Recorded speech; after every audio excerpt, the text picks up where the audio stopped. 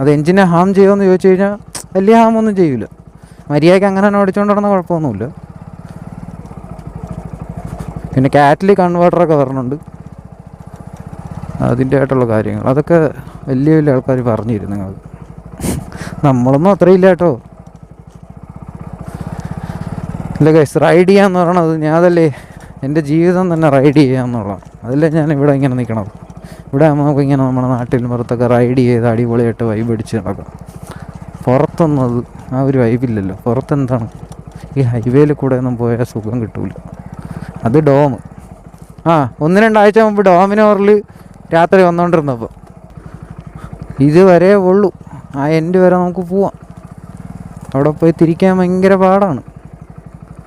So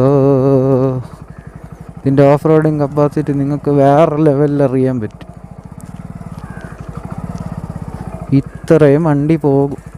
ഇതേപോലുള്ള പരിപാടികളാണ് ഈ സ്ഥലം.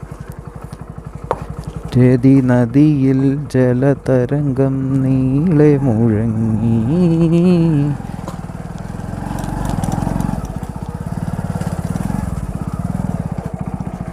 യെസ്, കുറച്ച് വെട്ടമുള്ള സ്ഥലത്തോട്ട് കൊണ്ടുപോയി നിന്ന് ഇത് റിവ്യൂ ചെയ്യാം.